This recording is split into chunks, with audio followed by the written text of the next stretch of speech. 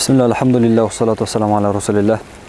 Адамды көп ойлонткон оорулардын бири бул чачтын жыдып түшүүсү. Албетте, бул ооруга дагы кара зерени колдонсо болот. Анын колдонуунун ыкмасы төмөндөгүчө. Эртең менен жана кечинде бир чай кашык кара зерени ичип туруу, ошо менен биргеликте кара зере майы менен зайтун майын аралаштырганда 1/1 болуусу шарт. Тагыраак айтканда 1 стаканга 1 стакан, же болбосо 100 граммга 100 грамм, же болбосо 1 литрге 1. Зайтун майы дагы, кара зере майы дагы бирдей болуусу керек.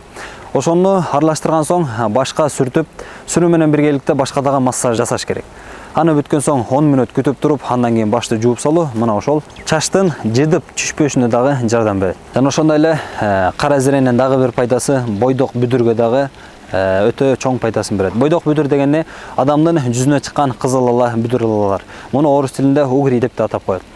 Аны колдонуунун ыкмасы күнүгө эртең менен жана кечинде 1 же болбосо 2 капсуладан, тагыраак айтканда 20 тамчы же болбосо 25 тамчыдан күнүнө жүзүнө сүрүп туруу дагы жеңил желпи, оңой олтоң дарылануунун дагы бир себеби.